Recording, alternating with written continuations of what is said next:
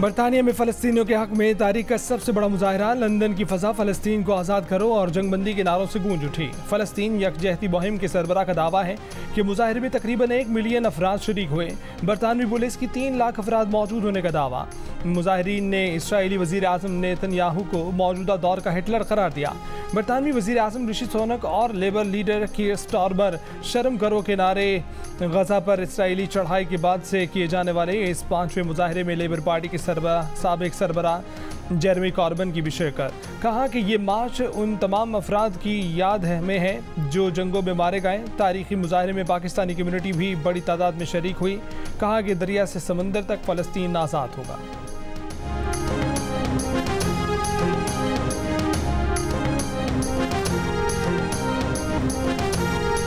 OIC और अरब league का अक़वाम मुत्तहिदा की सलामती काउंसिल से गजा में जारी इसराइली जारहियत रुकवाने का मुतालबा। रियाद में इस्लामी ताउन तंजीम और अरब लीग का मुश्तरका सरबराही इजलास। गजा पर जंग के लिए इसराइल के हक़ दिफा के जवाब को मुस्तरद कर दिया गया।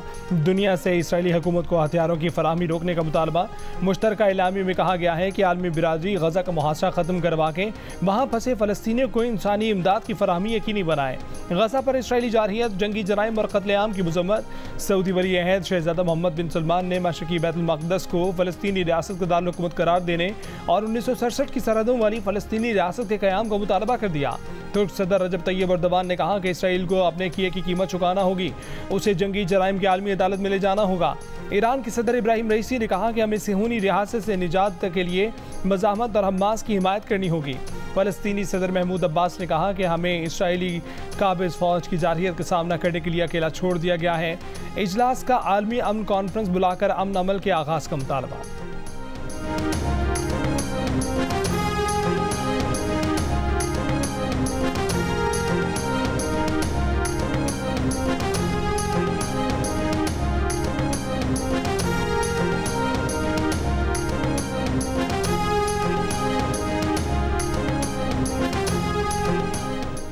पाकिस्तान ने फ़लस्तीनी रियासत का दारुल हुकूमत अल-कुद्स शरीफ को करार देने का मुतालबा कर दिया। अरब इस्लामी सरबराह कॉन्फ्रेंस से खिताब करते हुए निगरान वज़ीर आज़म अनवर काकर ने कहा कि इसराइल एक जारे और काबिज़ मुल्क है। इसराइल के जंगी जराइम को आलमी अदालत इंसाफ ले जाना चाहिए। मसले के 2 रियासती हल के लिए फ़लस्तीन और इसराइल के दरमियान डायलॉग से रास्ता निकाला जाए। निगरान वज़ीर आज़म ने कहा कि गजा में फ़लस्तीनियों का कत्लेआम फौरी तौर पर रोका जाए। फौरी तौर पर इंसानी इमदाद की फराहमी यकीनी बनाई जाए। वज़ीर आज़म की रियाद में सऊदी वली अहद मोहम्मद बिन सलमान से भी मुलाकात। निगरान वज़ीर आज़म ने फ़लस्तीनी कॉज को उजागर करने के लिए सऊदी वली अहद मोहम्मद बिन सलमान की कोशिशों को सराहा।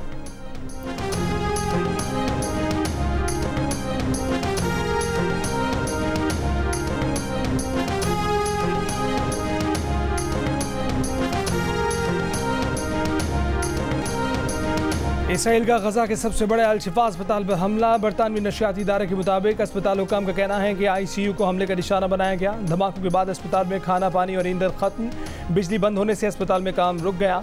39 शीरखार बच्चों की हालत ख़राब। इसराइली फ़ौज ने दावा किया है कि अल-शिफा अस्पताल के तहखाने में इसराइली कैदियों की मौजूदगी का शुबा है। हमास ने 48 घंटों में इसराइली फ़ौज के 25 से ज़ायद टैंक और बुलडोज़र तबाह कर दिए। 160 से ज़ायद इसराइली फ़ौजी अहदाफ को मुकम्मल या जुज़वी नुकसान पहुँचा। तर्जमान अबू उबैदा का कहना है कि इसराइली फ़ौज से लड़ाई बराबरी की नहीं है, लेकिन फिर भी हमास से लड़ाई ने खित्ते की सबसे ताकतवर फ़ौज को खौफज़दा और परेशान कर दिया।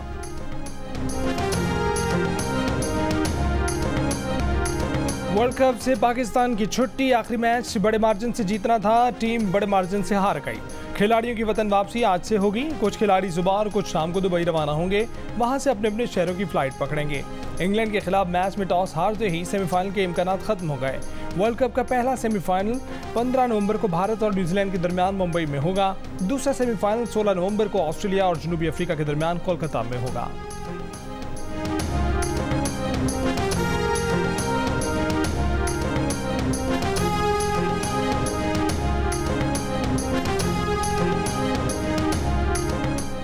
पाकिस्तान की कमजोर बैटिंग लाइन एक बार फिर रेत की दीवार साबित हुई। कोई बल्लेबाज जमकर क्रीज पर ना टिक सका।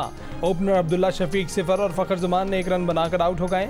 कप्तान बाबर आजम 14वें ओवर में ही टीम की नैया बीच मझधार में छोड़कर चलते बने।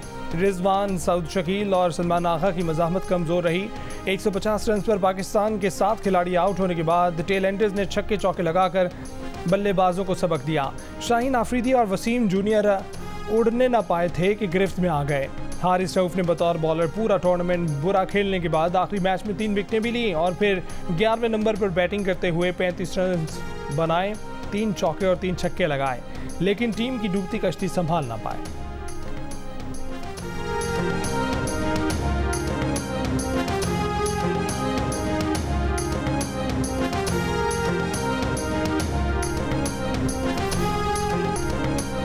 इंग्लिश बल्लेबाजों ने अपनी इनिंग्स में वो काम किया जो पाकिस्तानी बल्लेबाजों को करना था। तूफानी बैटिंग करते हुए 337 रन बना डाले। बेन स्टोक्स ने 76 गेंदों पर 11 चौकों और 2 छक्कों की मदद से 84 रन बनाए। जो रूट और जोनी बेरेस्टो ने भी निस्फ सेंचुरियां दाग दी। लोअर ऑर्डर के बल्लेबाजों ने भी खूब रन कमाए। हारिस रऊफ ने 3 विकेटें हासिल की। अगर पाकिस्तान 6.4 ओवर में 338 रन बना लेता तो सेमीफाइनल खेल सकता था, लेकिन हर गेंद पर छक्का भी उसे मुमकिन नहीं बना सकता था। मैच इंग्लैंड ने 93 रन से जीत लिया।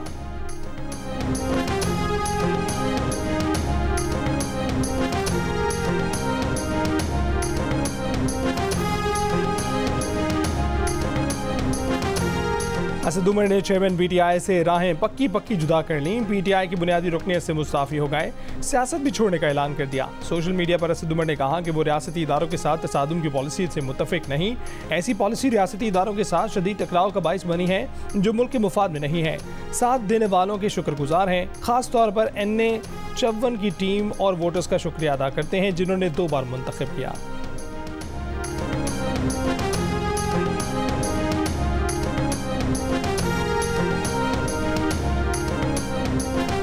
हम किसी के खिलाफ इत्तेहाद बनाने नहीं जा रहे। 8 फरवरी को आम इंतखाबात का ऐलान हो चुका है। इलेक्शन लड़ना और अपने हम ख्याल लोगों के साथ मिलकर इलेक्टोरल एडजस्टमेंट करना हर जमात का फंडामेंटल राइट है। ये जो है कि लाहौर से नहीं होगा, वो लाहौर शहर की अंदरून की बात कर रहे हैं या बाहर की बात कर रहे हैं, वो मुझे नहीं पता। इंशाल्लाह हमारा अगर बस चला तो नवाज शरीफ साहब भी होंगे, उनको चाहे आप लाहौर से गिन लें या जाती उम्र से। बिलावल के बयान से PP के उम्मीदवारों का मोराल डाउन हो रहा है। वज़ीर आज़म अगर लाहौर से नहीं होगा तो जाती उम्रा से होगा। हम ख्याल जमातों से मुलाकात के लिए कराची पहुंचने वाले लीगी रहनुमा अयाज सादिक की मीडिया से गुफ्तगू। साद रफीक बोले कि हम ख्याल लोगों से इंतखाबी इत्तेहाद बनाना नून लीग का आईनी और जमहूरी हक है। लीगी वफ्द की रहनुमा JUI राशिद महमूद सुमरो से मुलाकात। तर्जुमान JUI के मुताबिक लीगी वफ्द ने JUI रहनुमा को नवाज शरीफ का पैगाम पहुँचाया। अयाज सादिक ने कहा कि वक्त आ गया है कि सिंध के आवाम की उमंगों के मुताबिक सिंध में मुतबादिल क़यादत लाई जाए। मुस्लिम लीग नून के वफ्द की पीर पगाड़ा से भी मुलाकात। सिंध में मिलकर इंतखाबात में हिस्सा लेने और मुस्तकबिल की सियासी हिकमत अमली पर गुफ्तगू की गई। MKM रहनुमाओं से मुलाकात के लिए नून लीग का वफ्द आज बहदराबाद जाएगा।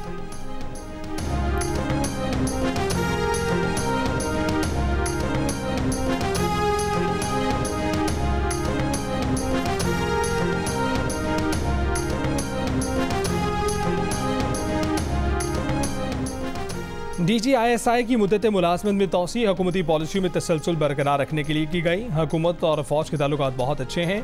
निगरान वज़ीर आज़म अनवारुल हक काकड़ का ख़ुसूसी इंटरव्यू।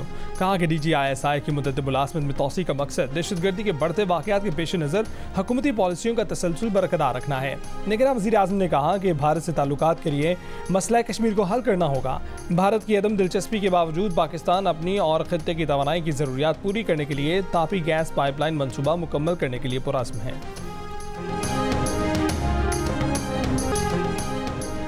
दिल का दौरा पड़ने से खैबर पख्तूनख्वा के निगरान वज़ीर आला मोहम्मद आज़म खान इंतकाल कर गए। आबाई इलाके चारसद्दा में नमाज जनाजा की अदायगी। खैबर पख्तूनख्वा के नए निगरान वज़ीर आला का तकर्रुर साबिक वज़ीर आला महमूद खान और साबिक अपोजिशन लीडर अकरम दुरानी की मुशावरत से होगा। गवर्नर गुलाम अली का फैसला। गवर्नर ने कहा है कि निगरान वज़ीर आला की वफ़ात के बाद सूबाई काबीना भी तहलील हो गए।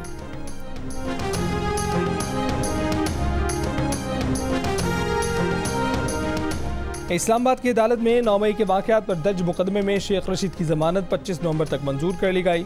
अदालत की शेख रशीद को 5000 रुपये के मचल के जमा कराने की हिदायत। शेख रशीद ने कहा कि जो मचल के जमा कराते हैं उनको भी उठा लेते हैं। आज बैंक बंद है सर। जज ने कहा कि आपने तो शेखों वाली बात कर दी।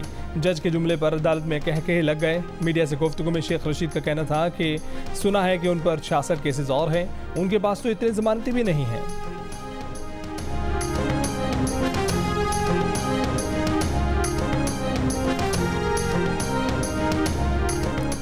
कौमी खजाने को 29 अरब रुपए का नुकसान पहुंचाने का इल्ज़ाम। मारूफ कारोबारी शख्सियत और सनतकार इकबाल ज़ैद अहमद हैदराबाद से गिरफ्तार। मनी लॉन्ड्रिंग केस में एहतसाब अदालत में पेशी के मौके पर अदालत ने जमानत में तौसी नहीं दी। इकबाल ज़ैद अहमद और उनके 2 बेटों को गिरफ्तार करके जेल भेजने के अहकाम दे दिए। नैब हुकाम के मुताबिक इकबाल ज़ैद अहमद के खिलाफ मनी लॉन्ड्रिंग एक्ट के तहत दिसंबर 2013 में रेफरेंस की मंजूरी दी गई थी। उनकी कंपनी से बरतानिया समेत मुतादिद मुल्कों में अरबों रुपए की ट्रांजैक्शंस की गई। इकबाल ज़ैद अहमद के अहल खाना ने उन पर आयद जमात को मुस्तरद कर दिया।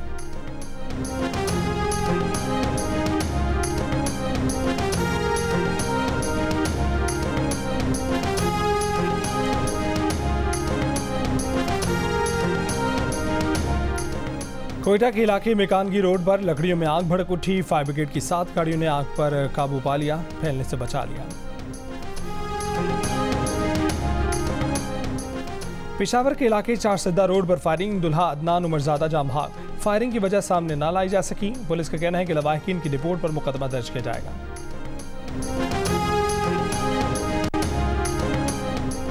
कराची के इलाके सुरजानी टाउन में घर से गला कटी लाश बरामद। पुलिस का कहना है कि 3 नामालूम अफराद ने घर में घुसकर नौजवान को कत्ल किया। मकतूल के अहले खाना शादी में शिरकत के लिए गए हुए थे।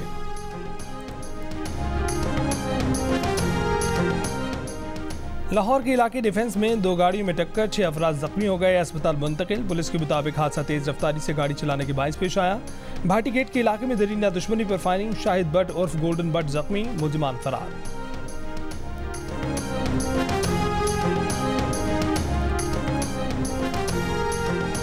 हिजबुल्लाह के रहनुमा हसन नसरुल्लाह ने कहा है कि इसराइल गजा का मुहासरा करके मुसलसल बमबारी से जंगी जराइम कर रहा है।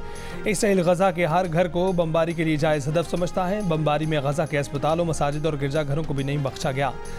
इसराइल के वहशियाना जराइम फ़लस्तीनियों की मज़ाहमत को ताकत देगी।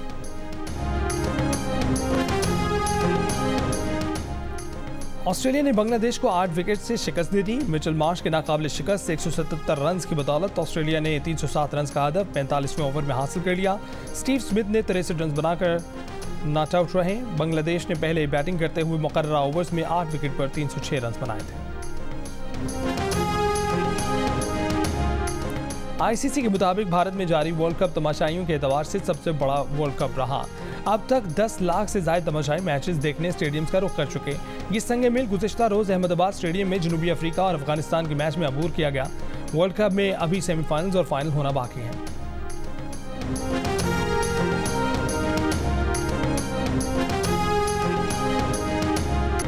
मुजफ्फरगढ़ में 8वीं थल जीप रैली में स्टॉक कैटेगरी के मुकाबले दुश्वार गुजार ट्रैक पर 52 खवातीन और मर्द ड्राइवर्स ने गाड़ियां दौड़ाई। मोहम्मद मरवत 200 किलोमीटर ट्रैक 2 घंटे 28 मिनट और 55 सेकंड में तय करके पहले नंबर पर रहे।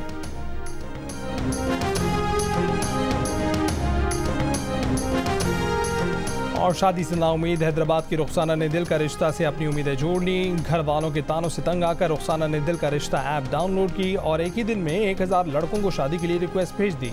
रुखसाना को यकीन है कि वो चंद रोज में पाकिस्तान की नंबर 1 रिश्ता ऐप के जरिए अपना जीवन साथी तलाश करने में कामयाब हो जाएगी।